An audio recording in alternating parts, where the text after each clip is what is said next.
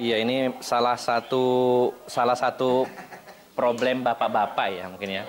Kalau saya nyebutnya salah satu permasalahan laki-laki dewasa, salah satunya adalah tergoda janda. Ya, ya maksudnya tergoda janda dalam arti keinginan ingin menikahi yang biasanya walaupun kemungkinan dapat gadis ada, tapi kemungkinan besarnya adalah mendapatkan janda untuk istri kedua, ketiga dan keempat gitu ya. Ini saya kategorikan ya termasuk permasalahan pria dewasa hari ini yang harus ada solusinya tentunya ya.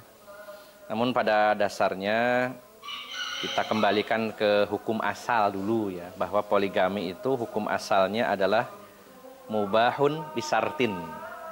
Boleh tapi dengan syarat. Nah, hukum asal. Tapi hukum asal ini bisa berubah dan berlaku al-ahkam at-taklifiyah al-khamsah. Bisa berlaku hukum yang 5 itu. Bisa wajib, bisa sunnah, mubah, makruh atau haram. Jadi kalau ada orang yang bilang poligami itu sunnah, ya, tunggu dulu, bisa jadi wajib. Artinya kalau wajib berarti kalau tidak poligami malah berdosa. Contohnya orang yang sudah beristri, tapi dia yakin, walaupun sudah beristri, tapi dia yakin akan terjatuh dalam perzinahan, perbuatan-perbuatan dosa dengan wanita lain, maka wajib dia poligami, hukumnya wajib. Nah, ketika kembali ke hukum asal, mubahun bisyartin, yaitu mubah dengan syarat. Syaratnya adalah adil. Dan adil di sini tentu bukan berkaitan dengan masalah perasaan ya. Kalau masalah perasaan, rasa cinta dan lain-lain seperti Rasulullah saja tidak mampu untuk bisa sama. Tapi yang dimaksud adil di sini adalah terutama yang paling utama adalah waktu. Ya. Kalau masalah nafkah berupa uang ya belanja, pasti di sini adilnya adalah berdasarkan kebutuhan masing-masing, bukan karena harus sama ya. Tidak mungkin disebut adil kalau istri pertama anaknya 7, istri kedua nggak punya anak lalu belanjanya sama. Ini malah disamakan, tidak adil ya. Tapi yang paling pokok adalah justru masalah waktu, adil di waktu ini yang sering jadi pertentangan, yang jadi sering masalah di masyarakat kita. Nah, para ulama berbeda pendapat tentang adil dalam masalah waktu. Yang pertama, pendapat itu menyatakan bahwa adil di sini dalam waktu nginep. Artinya nginepnya harus dibagi. Kalau sehari semalam ya sama-sama 1 malam. Kalau 2 malam, 2 malam, 3 malam, 3 malam terserah. Yang penting nginepnya. Dan siangnya laki-laki bisa bebas mau bekerja, mau ngurusin yang lain-lain, tapi nginepnya yang harus adil waktunya, gantian. Ini pendapat yang pertama. Tapi yang lebih roji, yang lebih aman adalah adil 24 jam waktunya.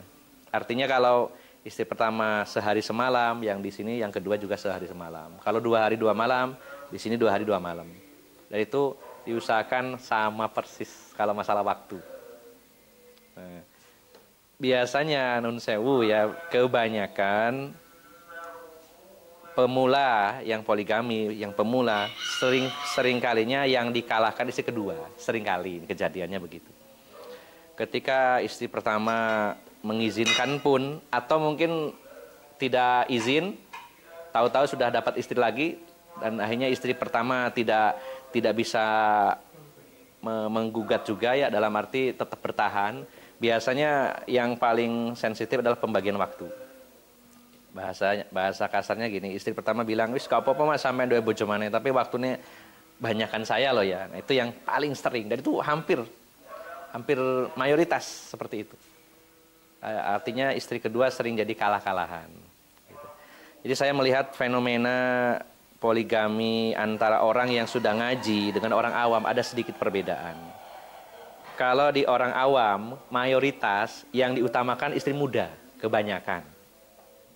Bahkan ada yang menelantarkan istri pertama. Baru nanti kalau sudah setruk, pulang lagi ke istri pertama. Itu yang terjadi kalau di dunia awam ya. Tapi uniknya kalau di dunia orang-orang sudah ngaji, rata-rata takut sama istri pertama. Sehingga akhirnya istri kedua jadi dikalahkan. Termasuk dalam hal waktu. Saya pernah menikahkan seorang bapak dan ini dihadiri istri pertamanya. Nikah secara agama begitu ya. Teman kantornya, janda, anak 2. Kemudian saya kaget juga, istri pertamanya hadir di situ. Bahkan saya waktu datang itu kok ada 2 perempuan, yang satunya ceria, yang satunya murung. Saya kira yang ceria itu istri kedua. Ternyata malah istri pertamanya. Dan merelakan suaminya menikahi wanita teman kantornya tadi. Akhirnya saya nikahkan. Ada walinya lengkap semua, wali ada, saksi ada, semuanya ada. Tapi ternyata setelah berumah tangga, yang kedua ini nggak diberi waktu, cuma jam istirahat mampir sebentar gitu. Sampai berapa tahun begitu. Nah, itu banyak yang terjadi seperti itu. Nah, makanya bagaimana hukumnya kalau seperti itu? Pada dasarnya sebenarnya kembali kepada yang bersangkutan rela enggak gitu. Dia dikasih waktu seperti itu. Kalau dia merelakan waktunya untuk istri yang pertama, ya sah-sah saja, tidak ada dosa di sana. Ya.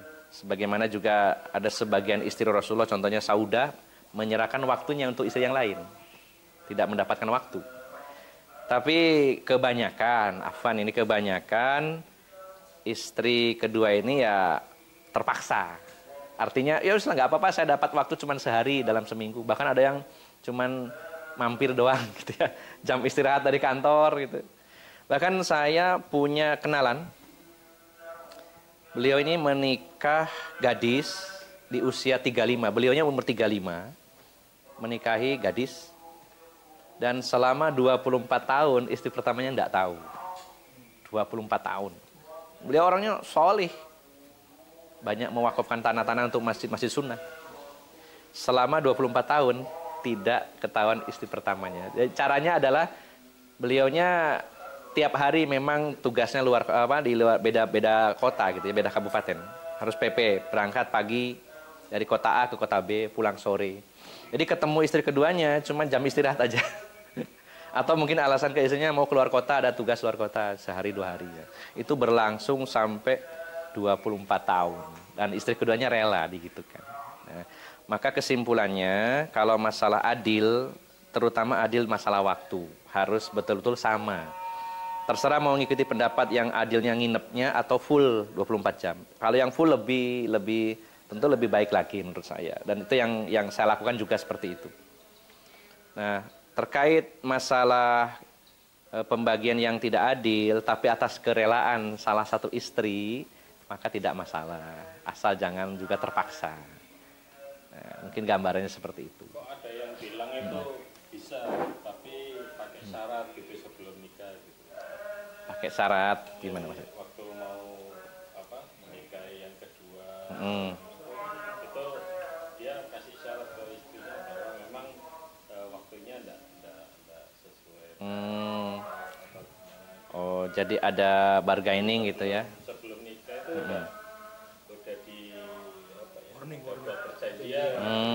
Ya. Maksudnya yang laki-lakinya ngomong kalau saya bisa nikahi kamu tapi waktunya sekian-sekian gitu ya, maksudnya gitu ya. Pada dasarnya tadi kembali kepada kerelaan. Seandainya ada calon istri kedua yang siap, saya dikasih waktu sebulan sehari aja, enggak apa-apa, nanti selebihnya untuk istri pertama. Secara hukum sah, karena itu namanya hak, ketika itu dikembalikan tidak ada masalah. Itu kan haknya dia, harusnya sebulan tuh anggaplah 15 hari. Masing-masing 15 hari dari 30 hari. Tapi yang salah satunya merelakan. Dan ini benar-benar rela. Nah, maka di situ tidak ada kezoliman. Tapi kalau itu tidak rela dan memaksakan diri untuk tidak adil, lawan tidak adil berarti zolim. Tetap kezoliman. Maka bila seandainya ada wanita yang seperti itu, merelakan waktunya, yang penting saya punya suami, yang penting juga tanggung jawab, saya dikasih waktu, katakanlah seminggu sekali, secara hukum boleh, sah, dan tidak berdosa ya, laki-lakinya. Bahkan ada di satu wilayah, entah sekarang masih ada atau tidak ya, daerah Rembang, ya, Pasuruan. Saya juga dulu pernah survei ke sana ya, nyari-nyari gitu ya. Bukan nyari istri, nyari informasi bener enggak gitu ya. Katanya konon di sana banyak wanita-wanita yang siap dijadikan istri kedua, ketiga, keempat tanpa diberi waktu yang semestinya. Kadang sebulan sekali, 2 bulan sekali, yang penting dikasih modal gitu ya.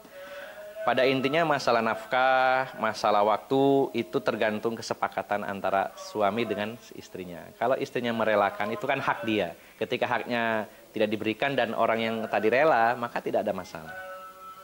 Ya, seperti saya ngasih uang kepada yang berhak, nih saya kasih, terus orangnya menolak, dah tolong ini kasihkan kepada yang lain aja, atau dikembalikan, itu tidak masalah. Sama juga dengan waktu, begitu.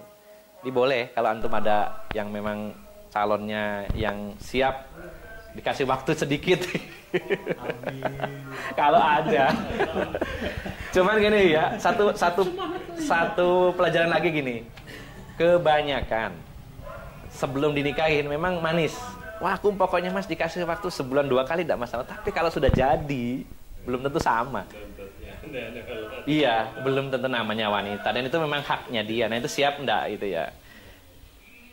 Setelah jadi nanti ngomong gini, Mas saya kan istri sampean juga, haknya sama loh, tolonglah dibagi waktu yang sama. Nah biasanya begitu. Nggak tahu caranya gimana, apa ada hitam di atas putih di atas materai. Biasanya berubah begitu.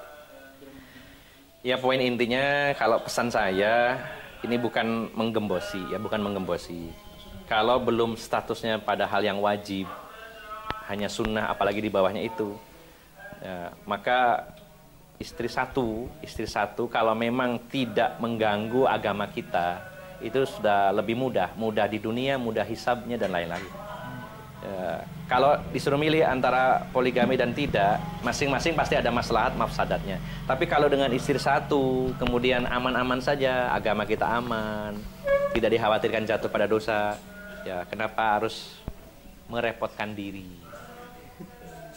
Ya itu bukan karena gara-gara tinggal satu ya, enggak, tapi dari dulu pesan saya begitu, dari mulai ada 2 pun begitu. Kalau memang satu sudah cukup dan tidak ada masalah, kemudian juga agama kita terjaga dari maksiat, dari pacaran, dari berselingkuh dan zina, maka satu lebih ringan di dunia maupun di akhirat gitu ya. Dan bagi yang belum pernah merasakan, pasti yang dibayangkan yang enak-enaknya. Maka harus seimbang ya. Harus seimbang antara enak dan tidak enaknya. Ya membandingkannya adalah dengan istri satu saja kita harus bertanggung jawab penuh dunia akhirat. Bukan hanya masalah nafkah, mungkin nafkah banyak yang mampu ya. Tapi masalah perasaan, manajemen konflik. Dan 2 wanita ketika dijadikan istri kita dua-duanya, itu sensitivitasnya meningkat drastis dua-duanya. Bukan hanya yang pertama, yang kedua. Selama mereka ini memang cinta kepada suaminya, pasti lebih sensi. Kalau satu wanita sifat asalnya sensi, kalau 2 lebih sensi lagi, dua-duanya lagi. Harus sabar. Iya, harus sabar. Tapi bagi yang mampu dalam masalah ini, bukan hanya mampu nafkah ya, mampu dalam menghandle, sabar juga, ya dipersilakan gitu. Ya itu mungkin gambarannya sekilas ya. Cukup ya, ada lagi yang kurang jelas ya. Cukup ya. Nah kalau sudah cukup kan, al ilmu qablal qaul wal amal ya. Ilmu sebelum ucapan dan perbuatan. Nah ilmunya sudah, tinggal prakteknya. Iya. Satu aja.